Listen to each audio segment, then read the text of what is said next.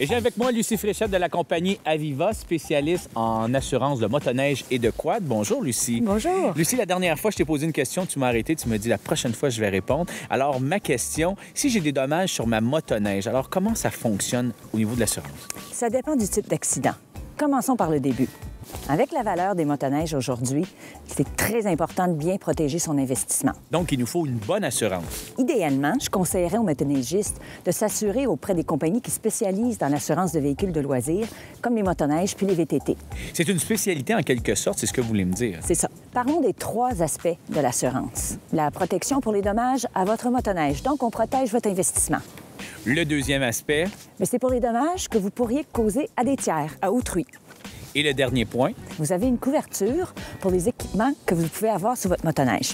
Par contre, si vous en avez ajouté beaucoup, on vous suggère de faire ajouter une protection supplémentaire. Est-ce qu'il y a des trucs pour ne pas payer trop cher mon assurance? Il y en a plusieurs. Le premier truc, et vous allez être d'accord avec moi, c'est d'avoir un beau dossier d'assurance. Plus votre dossier est beau, moins vous payez cher de primes. Cependant, soyez prudent et prévoyant. Par exemple, lorsque vous circulez sur le bord d'une rivière ou d'un lac, prenez pas de risques inutiles.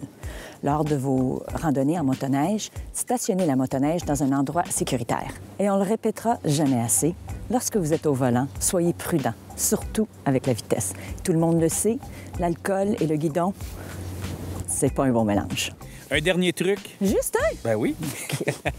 Bon, plus votre franchise est élevée, moins votre prime va être élevée. Donc, si vous êtes prudent puis vous faites attention, vous n'avez rien à craindre d'une franchise à 500 au lieu de 250 En cas d'accident majeur, votre assureur va vous indemniser selon les limites de votre contrat.